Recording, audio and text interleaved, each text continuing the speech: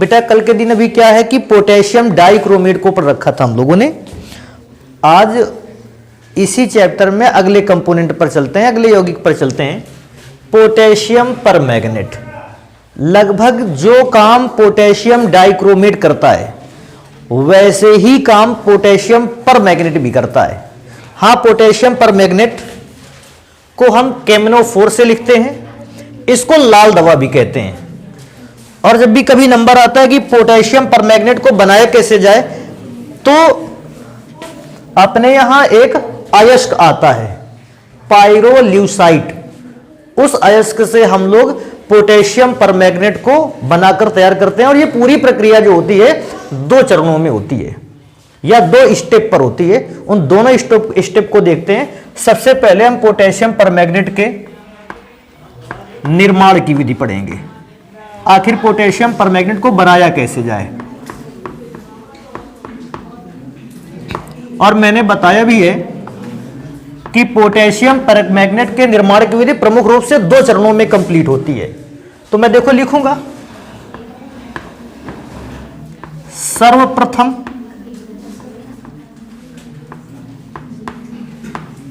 Pyrolusite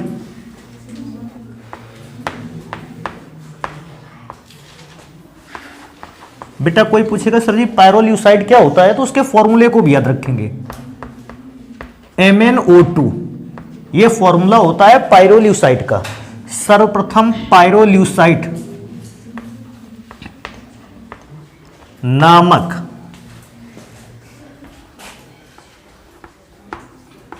अयस्क को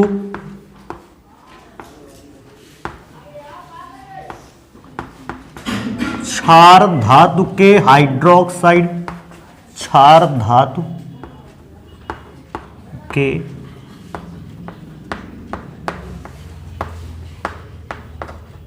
hydroxide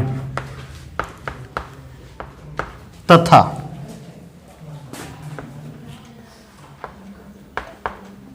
वायु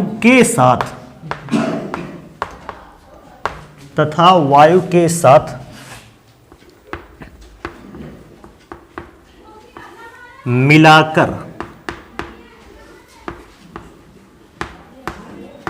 गर्म करने पर पोटेशियम मैग्नेट बनता है।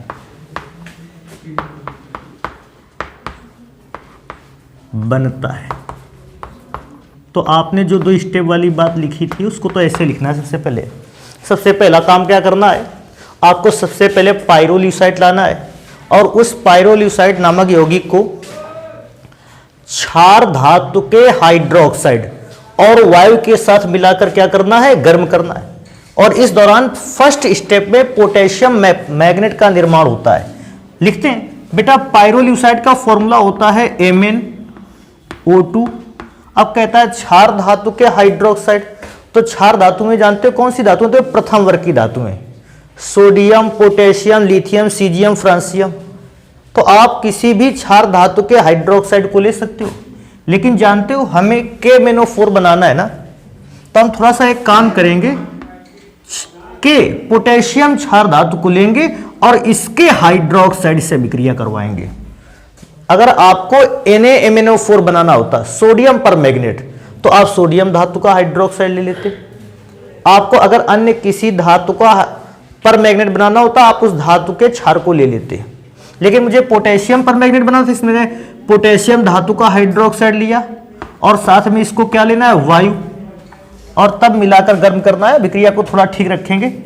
ये 2 मोल, सॉरी, इसको 4 मोल करेंगे, इसको 2 मोल करेंगे। सबसे पहला काम है, 4 अगर हाइड्रोजन है तो 4 हाइड्रोजन 2 ऑक्सीजन से विक्रिया कर लेंगे। देखो मैं अंडरलाइन कर देता हूं इसको, 4 हाइड्रोजन 2 ऑक्सीजन से विक्रिया कर लेंगे। पहला पदार्थ बनकर तैयार होगा 2H2O। इसको मत नोट कर लेना, इसको नोट करना है लेकिन बाद में। अगर बेटा 4 हाइड्रोजन 2 ऑक्सीजन के साथ जल बना लेंगे, अब देखते हैं बचा क्या। तो 4 पोटेशियम 2 MnO2 और ये साथ में चारों, या तो भैया एक साथ में सबको लिखे देता हूं, और या तो थोड़ा सा भी अगर ध्यान देना चाहते हो तो ऐसा याद रख सकते हो। के कितने हैं 4, Mn कितना है 2। ऑक्सीजन की बात आएगी सर ये ऑक्सीजन कितना है, तो ऑक्सीजन पर बात करेंगे 2 दूना 4।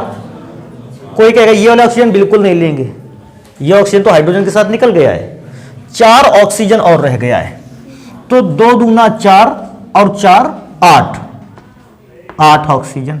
बेटा इनमें कॉमन क्या दिख रहा है आपको 2, अगर 2 को कॉमन करोगे तो अंदर बचेगा K2MnO4, इसको मिटा लेते हैं। ये जो K2MnO4 मिला है इसको कहते हैं बेटा पोटेशियम मैग्नेट।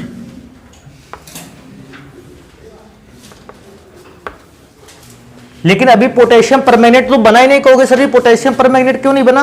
भैया ये K2MnO4 है और पोटेशियम परमैंगनेट का फॉर्मूला होता है KMnO4, तो थोड़ा सा भी चेंज करेंगे, एक और स्टेप रह गया है, फर्स्ट स्टेप तो कंप्लीट हो गया। अब देखो लिखेंगे प्राप्त K2MnO4 पर क्लोरीन गैस या CO2 की अभिक्रिया से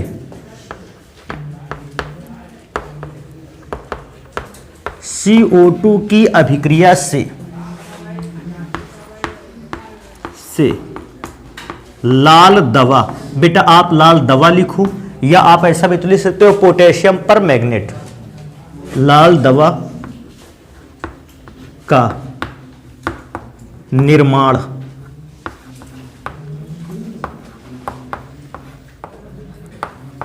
होता है। अब देखो अभिक्रिया में से अब आपको थोड़ा सा ऑप्शन भी मिल गए। आपके पास जो K2MnO4 बनकर तैयार हुआ है, या तो आप उसकी अभिक्रिया Cl2 से कराइए, और या तो जो K2MnO4 आपका बनकर तैयार हुआ है उसकी अभिक्रिया किससे करवा दीजिए CO2 से। किसी एक से ये अभिक्रिया, दोनों से एक साथ मत करवा देना, किसी एक से अभिक्रिया करवाएंगे। देखो K2MnO4 की अभिक्रिया मैं Cl2 से करवा देता हूं। अगर आपको प्रॉब्लम लगेगी आप CO2 से करवा लीजिए। अभिक्रिया करवाना बिल्कुल आसान है बेटा। पोटेशियम कितने हैं 2, इसको थोड़ा सा और ध्यान रखते हैं, ऐसे कर लेते हैं ज्यादा बेटर लगेगा। पोटेशियम थे 4 में से 2 पोटेशियम 2 Cl के साथ अभिक्रिया करेंगे, बना लेंगे 2KCl। अब मैं देखता हूं मेरे पास बचता क्या है, बचने का क्या है, 4 पोटेशियम में से 2 पोटेशियम बचे। अगर आप पूरा फॉर्मूला लिखोगे तो बनेगा 2KMnO4, और इस प्रकार से बनकर तैयार होती है लाल दवा, या जिसको आप पोटेशियम परमैंगनेट कहते हैं। एक और चीज याद रखो, आपने Cl2 से तो अभिक्रिया करवा ली, बाई चांस हम Cl2 से अभिक्रिया ना करवाना चाहते, हम अभिक्रिया CO2 से करवाना चाहते, अभिक्रिया में वो भी लिख देता हूं। हालांकि मैं क्या बोलता हूं, एग्जाम में आपको केवल एक अभिक्रिया लिखनी है, या तो Cl2 वाली या तो CO2 वाली, दोनों अभिक्रियाओं को लिखकर प्रसन्न मत हो जाना, खुश हो गए अरे भैया 2 अभिक्रिया लिख के आए एक ही स्टेप की, बिल्कुल नहीं मानेंगे। या तो आप ये अभिक्रिया लिख कर आओगे, या आप अभिक्रिया लिख के आओगे 2K2MnO4 की अभिक्रिया जब CO2 से होगी। इस बात को बहुत अच्छे तरीके से याद रखोगे कि K जो है वो अभिक्रिया करेगा CO2 से और ऑक्सीजन निकालेगा यहां से, तो पहला पदार्थ बनकर तैयार होगा K2CO3। और भी ध्यान रखना, कहेगा सर जी K2CO3 तो निकल गया, ये बात तो मैं समझ गया, ठीक है, लेकिन बाकी का पदार्थ में क्या बचा, तो बाकी बचा KMnO4। अगर थोड़ा सा भी ध्यान दें KMnO4 MnO2 ये बनकर तैयार होगा, तो इसको थोड़ा सा अपना दिमाग पे बना करके रखना। हाँ हो सकता है अभिक्रिया बैलेंस ना हो तो उसको अपना देख लेना, बाकी बैलेंसिंग इस पे बने नहीं रखेगा। अगर आपसे CO2 से अभिक्रिया क्या, आप ये रिएक्शन लिख करके आओगे, Cl2 से अभिक्रिया कहता है, आप वो रिएक्शन लेके आओगे, लेकिन अगर आप पर देखकर आता है कि आप जैसा मन वो करो, एक अभिक्रिया इनमें से कोई लिख करके आ जानी है। इन दोनों ही प्रोसेस में आपको बनकर तैयार मिलेगा KMnO4। अभी क्या करते हैं, जगह क्योंकि थोड़ी सी बाकी रह गई है, इसके कुछ गुण लिख देते हैं। जैसे मैं कौन सा लिखता हूं कि भौतिक गुण सबसे पहले लिख लेते हैं।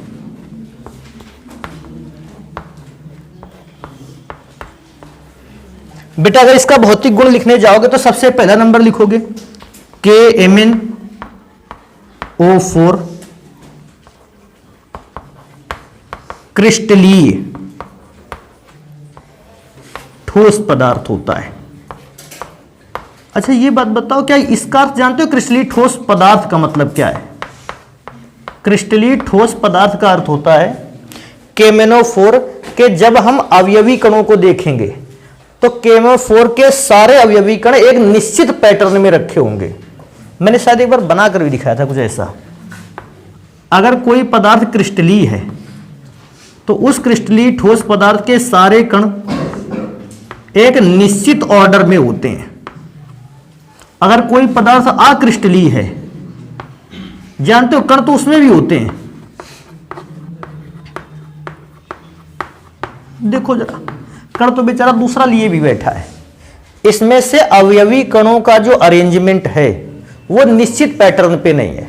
अक्रिस्टलीय की ये पहचान है, और ये किसकी पहचान है? क्रिस्टलीय। तो कभी कभी क्या होता है, क्रिस्टलीय लिख तो दिया गया, अंत तक हम जान ही नहीं पा रहे हैं कि क्रिस्टलीय का अर्थ क्या होता है। कभी कभी तो बच्चा ऐसे भी सोचता है क्रिस्टलीय का मतलब दानेदार। तो बेटा क्रिस्टलीय का मतलब दानेदार भी ठीक है, लेकिन क्रिस्टलीय का मुख्य मतलब होता है क्रिस्टलीय, अगर कोई क्रिस्टलीय ठोस पदार्थ है तो वो ठोस पदार्थ जिन कणों से मिलकर बना है उसके कण जो हैं वो एक निश्चित व्यवस्था पर जमे हुए होंगे। मैं ये नहीं कहता कि ऐसी व्यवस्था पर जमे होंगे, लेकिन जिस व्यवस्था पर होंगे वो निश्चित व्यवस्था होगी। इसको ध्यान थोड़ा सा देते हैं। आगे चलते हैं। क्रिस्टलीय ठोस पदार्थ एक और पदार्थ की संक्रमण तत्वों द्वारा बनाए गए अधिकांश यौगिक जो होते हैं वो जल में घुलनशील होते हैं। तो मैं एक और नंबर इसी पे रख दूंगा, यह लिख देते हैं, क्योंकि एक पदार्थ की बात हो रही है, यह जल में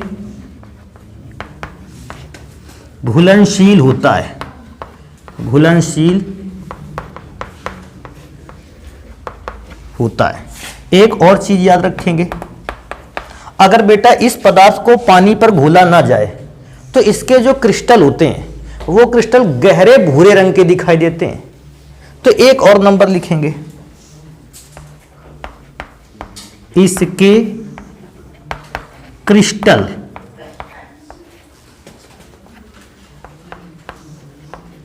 गहरे भूरे रंग के होते हैं। एक तो ये तैयार रखोगे भैया, एक बात और तैयार रख सकते हो कि इसको जल में घुलने पर इसका जो रंग होता है, किसका रंग? विलयन का रंग, वो गहरा लाल रंग का होता है, या गहरा गुलाबी भी लिख सकते हो ऐसा। इसका, अब तो जगह भी नीचे ज्यादा नहीं बच रही, इसका जलीय विलयन गहरा गुलाबी, आप लाल भी लिख सकते हो, या आपकी बुक में अगर लाल भी लिखा तो घबराना मत, ठीक है। उससे गहरा गुलाबी रंग का होता है या लाल रंग का होता है, इसीलिए तो इसका नाम रखा गया था लाल दवा। एक काम करेंगे बेटा, इसको तो नोट करोगे, नोट तो इसको भी करोगे, किसको? इन दो परिवर्तनों को। अभी क्या करते हैं, पढ़ते हैं कि अगर आपसे कभी पूछ देता है कि पोटेशियम परमैंगनेट के रासायनिक गुण क्या क्या है, तो आपसे जितने रासायनिक गुण पूछे गए आज तक वो सारे रासायनिक गुणों के लिए मैंने ये नियम लिखे हैं। आप इन नियमों को जल्दी से एक काम कर सकते हो, नोट कर सकते हो, फिर रासायनिक गुण पढ़ना स्टार्ट करते हैं।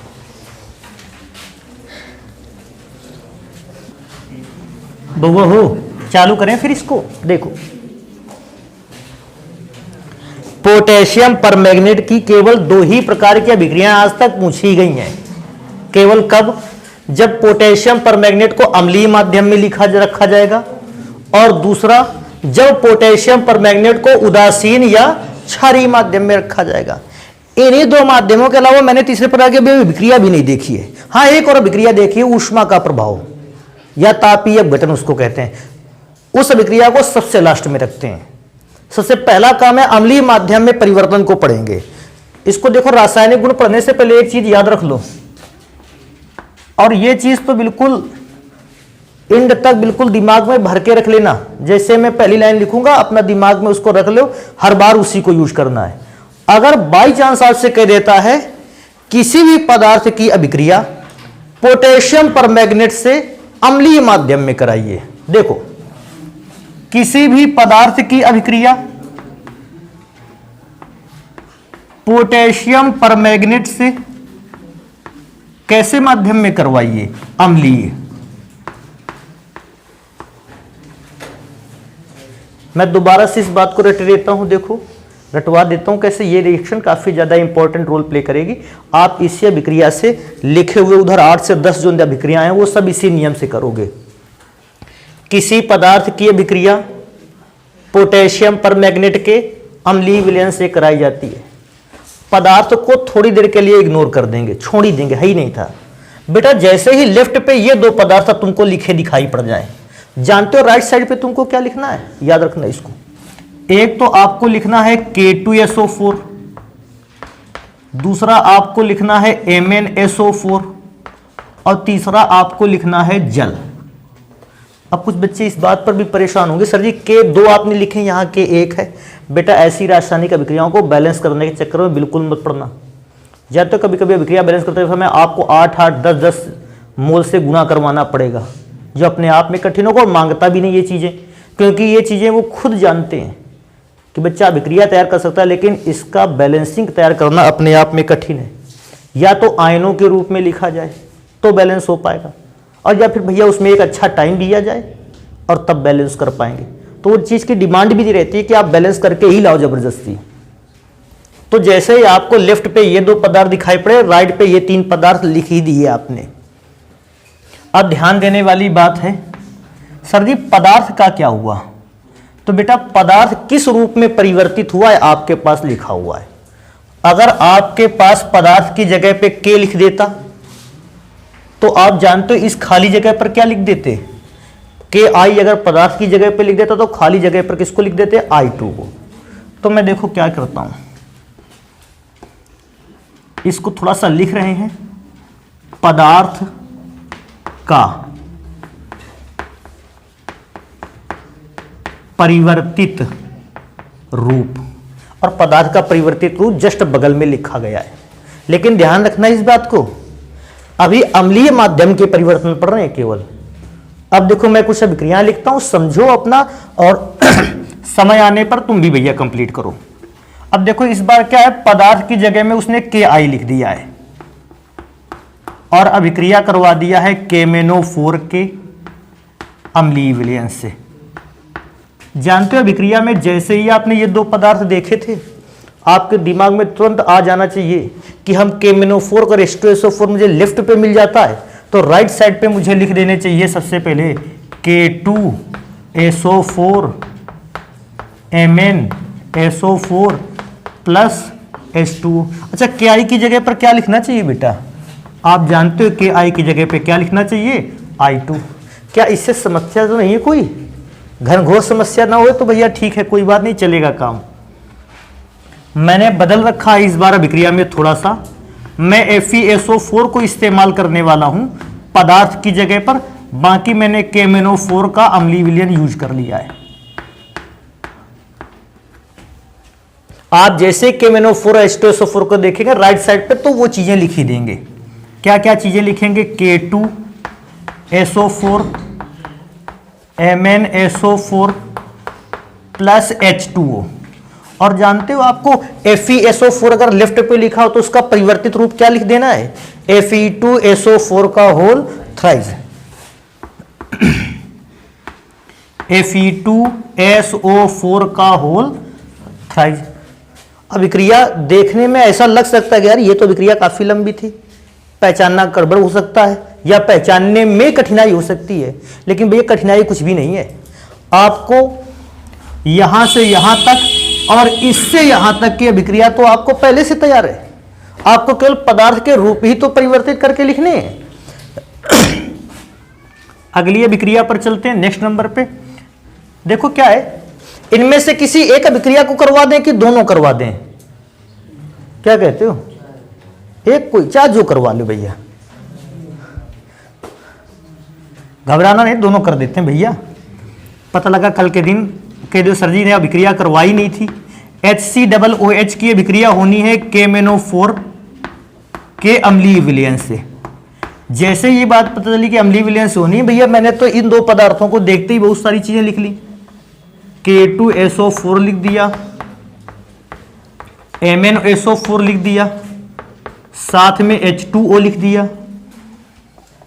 जानते हो HCOOH की जगह पर क्या लिखना है? कोई बच्चा सोच रहा होगा HCOOH की हमें ये लिखना है, नहीं, इसका मतलब है चाहे HCOOH लिखा हो अर्थात फॉर्मिक एसिड हो, चाहे ऑक्जेलिक एसिड हो, इन दोनों की जगह पर ही हमें क्या लिखना है? CO2।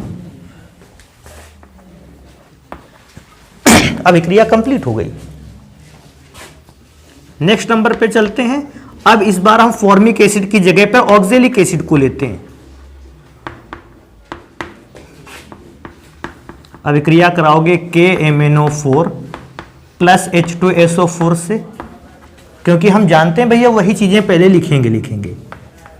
K2SO4 plus MnSO4 plus H2O, और क्योंकि मैं जानता हूं ऑक्जेलिक एसिड भी सेम रिजल्ट देने वाला है, ऑक्जेलिक एसिड भी CO2 ही बनाएगा, तो प्लस करके CO2 ऑक्जेलिक एसिड के लिए भी। अगली अभिक्रिया पर चलते हैं, और इस बार मैं यूज करने वाला हूं H2S को। H2S plus KMnO4 plus H2SO4, तीर के निशान को लिखेंगे लास्ट में। भैया ये बात तो फिर रटे रखे हम लोग, लिख लेते हैं पहले, इतनी मेहनत से जो चीज रटी है उसको तो लिखें। MnSO4 plus H2O। बेटा अब आपको ये ध्यान देना, H2S को चेंज काहे में करते थे? आपको पता चल गया सर जी H2S को चेंज करते थे काहे में? S में। आपको यहां केवल S लिख देना है। नेक्स्ट नंबर पे चलेंगे।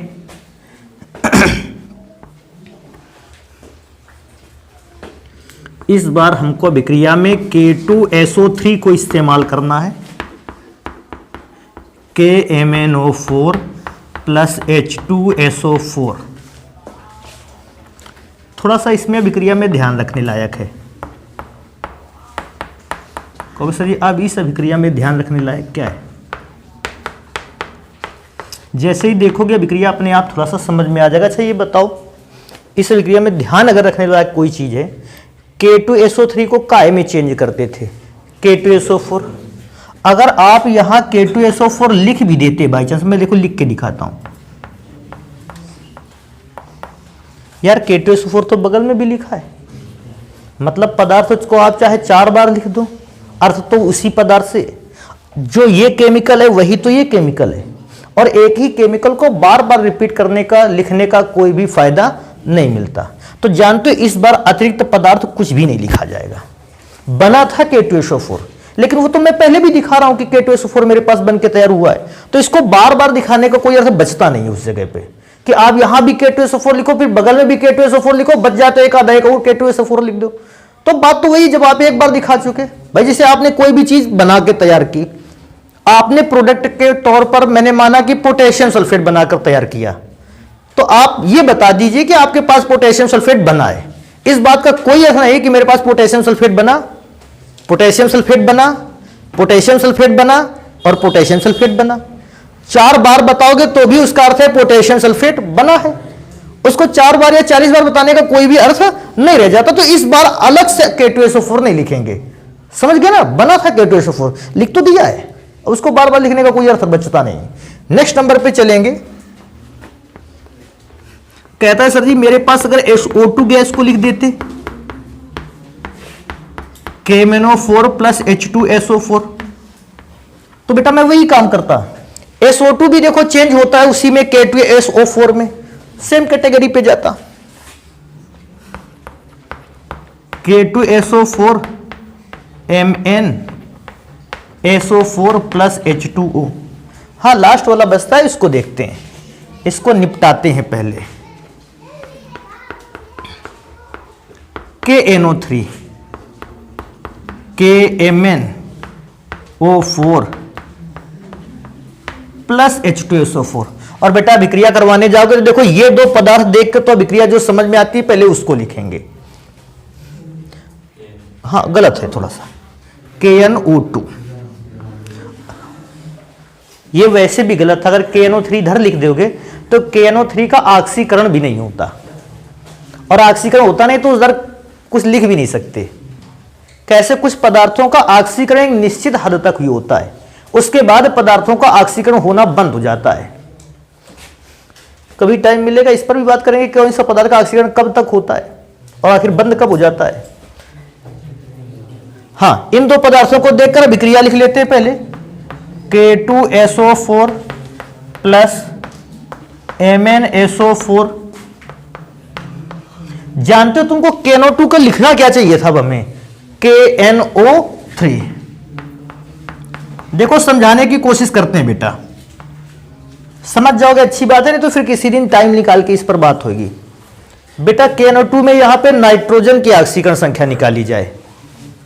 अगर यहां पर नाइट्रोजन की ऑक्सीकरण संख्या निकालते हो, निकाल के देखना, आपने सीख रखा है क्लास 11th में भी, नाइट्रोजन की ऑक्सीकरण संख्या +3 आती है। और बेटा यहां नाइट्रोजन की ऑक्सीकरण संख्या निकालोगे तो +5। अगर कोई व्यक्ति पूछे कि नाइट्रोजन की ऑक्सीकरण संख्या की रेंज क्या है, रेंज का मतलब जानते हो? कम से कम और ज्यादा से ज्यादा, ये तो रेंज होती है।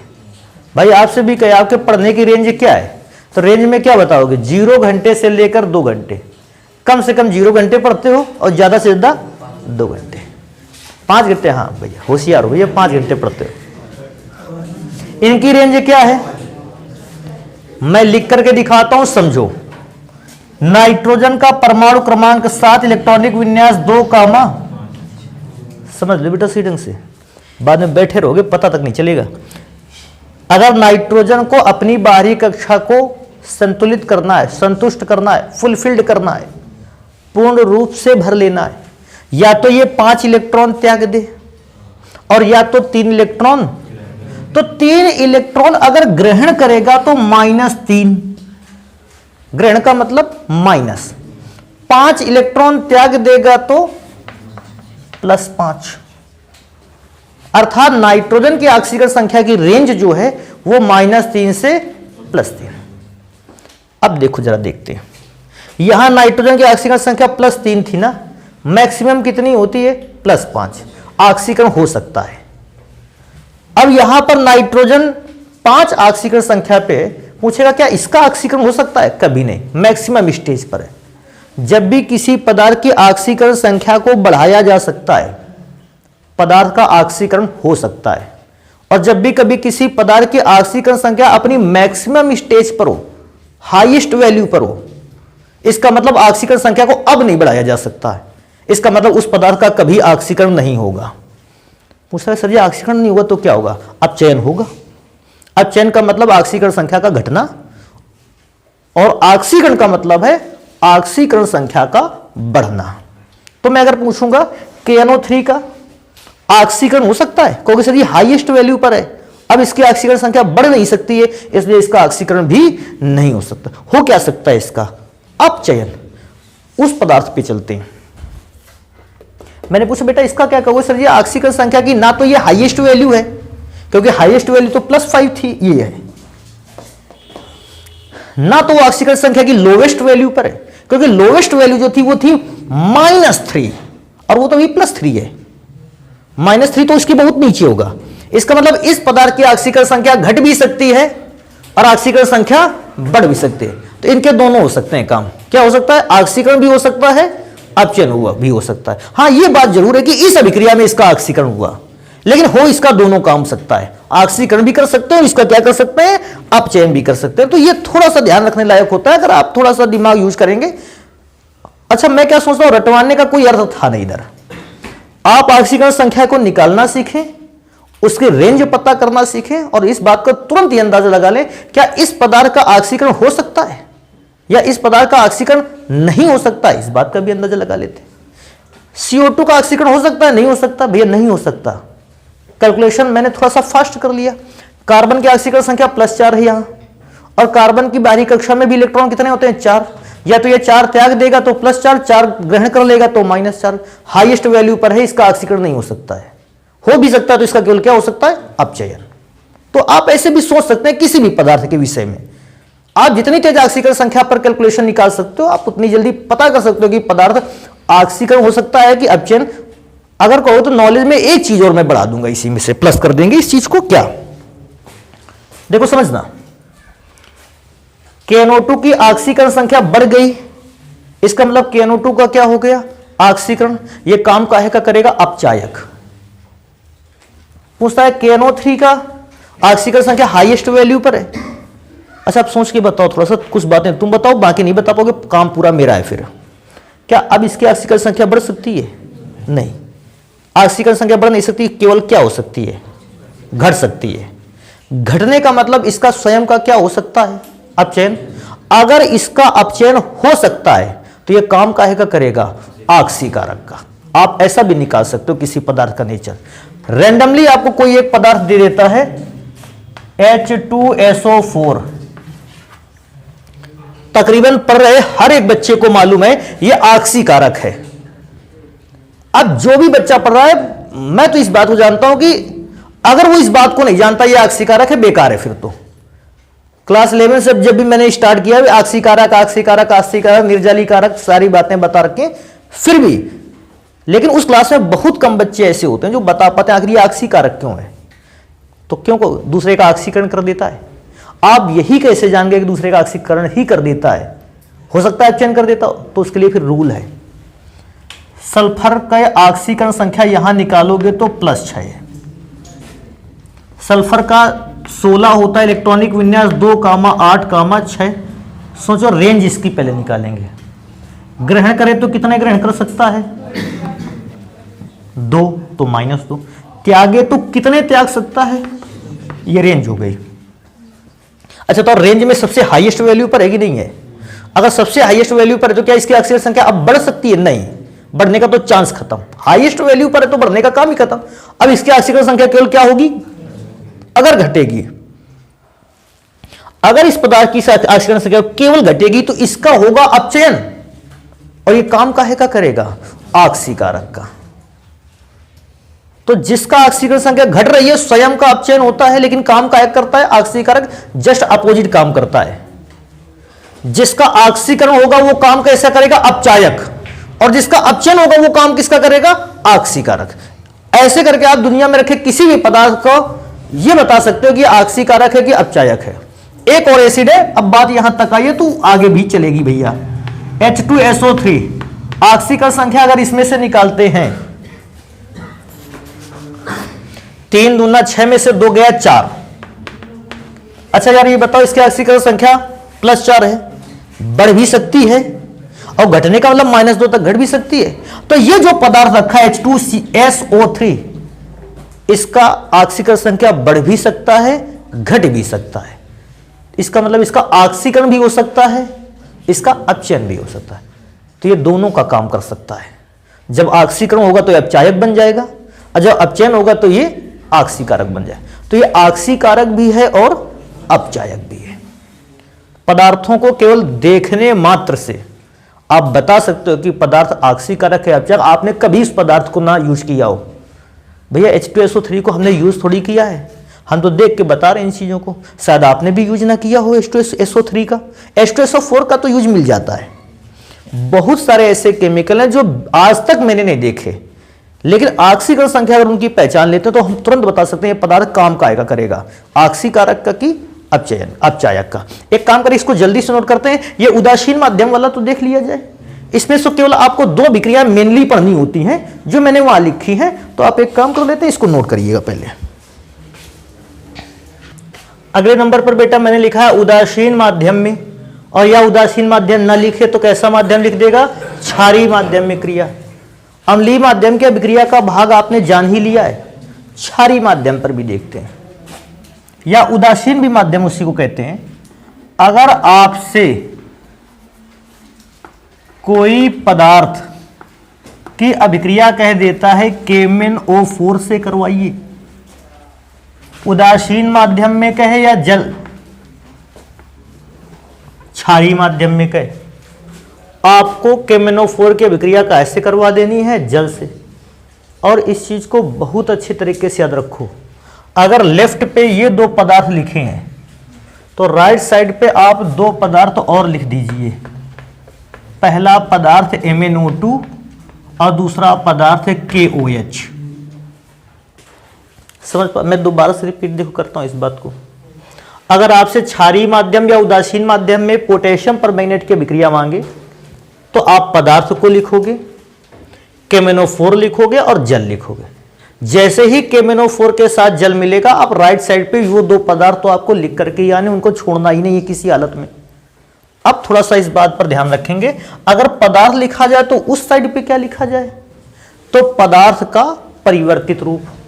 तो मैं यहां लिख देता हूं, मैं ज्यादा नहीं लिखूं, मैं बस इतना लिख रहा हूं कि परिवर्तित रूप आपको यहां लिखना है, परिवर्तित रूप। अब देखो अभिक्रिया, क्योंकि इसमें ज्यादा पूछी नहीं गई है, जो अभिक्रियाएं पूछी गई मैं उन्हीं को कंप्लीट करके दिखा देता हूं।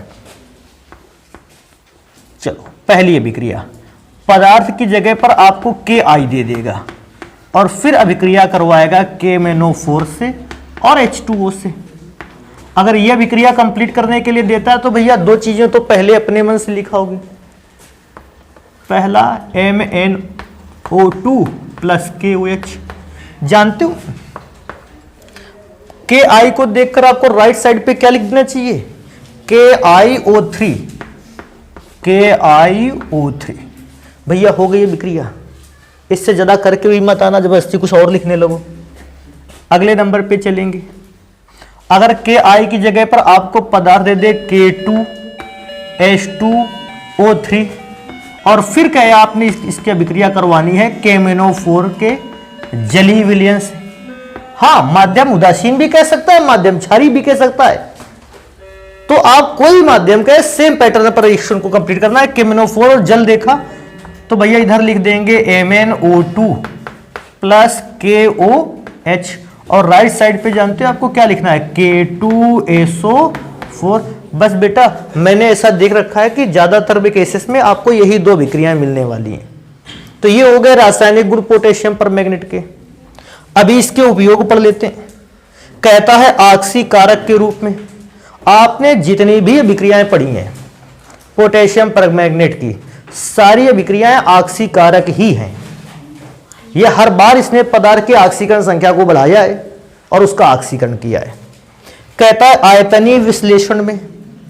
आयतनीय विश्लेषण में आपके पास एक एक्सपेरिमेंट आता है जिसमें पोटेशियम परमैंगनेट के अम्लीय विलयन की सहायता से आप किसी दूसरे पदार्थ की सांद्रता को ज्ञात करते हैं।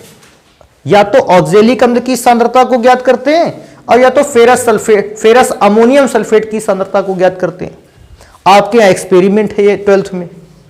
उस समय आप इसकी सहायता से किसी दूसरे पदार्थ की सांद्रता ज्ञात करते हैं। तो सांद्रता को ज्ञात करना ही कहलाता है आयतनीय विश्लेषण।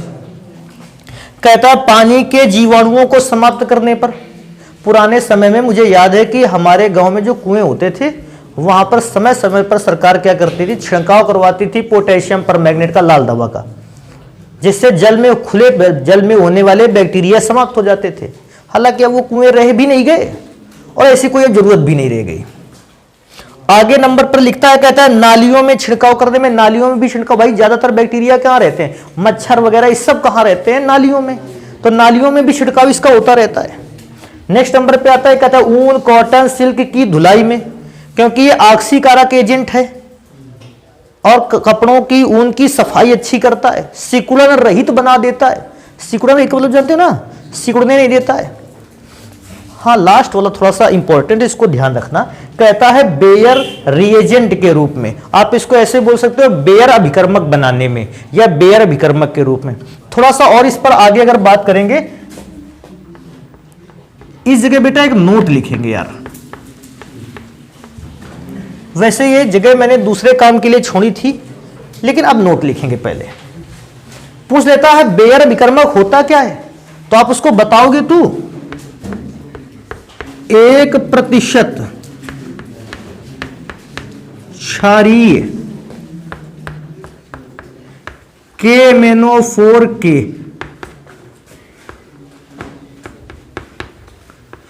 जलीय विलयन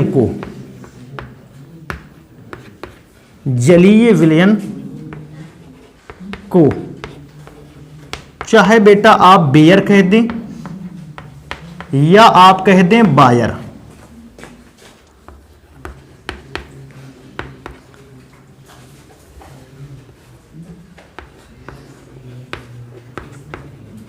बेयर अभिकर्मक आप कह सकते हैं या बायर अभिकर्मक कह सकते हैं। इस लाइन को भैया याद रखना, कभी कभी पूछ लेता है बेयर या बायर विकर्मक क्या होता है, तो KMnO4 का अगर 1% क्षारीय विलयन ले लिया जाए तो फिर KMnO4 का जो 1% क्षारीय विलयन होता है आप उसको बेयर या बायर विकर्मक कहते हैं। एक और लास्ट में चीज बचती है, कहता है जो सर जी आपने ये लिखा है इसका संरचना सूत्र तो बना देते। बिल्कुल संरचना सूत्र बना देंगे बेटा, Mn को रखेंगे बीच में, और सोचने वाली बात है जब संरचना सूत्र मांगता है तो KMnO4 का नहीं मांगता है। MnO4 KMnO4 लिखा था, K पर पॉजिटिव चार्ज आएगा तो MnO4 पर कैसा चार्ज आएगा, नेगेटिव, और इसी का मांगता है केवल इतने भाग का। ऑक्सीजन 4 है, 4 लगा दो भैया, ऑक्सीजन यहां भी नीचे भी और इधर भी लगा देते हैं ऑक्सीजन। अच्छा, इलेक्ट्रॉन कितने ऑक्सीजन ने ग्रहण किया है, 1। किसी भी ऑक्सीजन को इलेक्ट्रॉन दिलवा दो, चलो इनको दिलवा दिया जाए, तो जिनको ऑक्सीजन मिलेगा उनको तो बॉन्ड सिंगल मिलेगा, और बाकी सारे के सारे एटम को कौन सा बॉन्ड मिलेगा, डबल बॉन्ड। ले ये फॉर्मूला हो गया। और भी अगर एक चीज याद रखना चाहते हो, एक गुण मेरे से और छूटा जाता है, उसी के बाद में लिख लेना।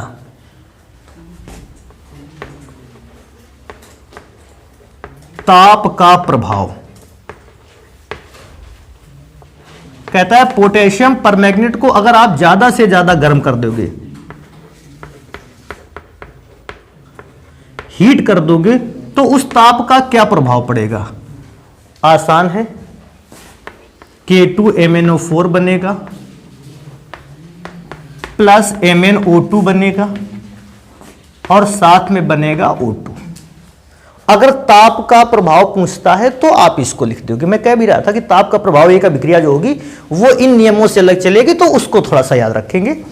KMnO4 को हीट किया तो K2MnO4 बना, MnO2 बना और साथ में बना ऑक्सीजन। इनके नाम जानते हो, पोटेशियम मैग्नेट, इसका नाम अगर याद रखना तो मैग्नीज डाइऑक्साइड।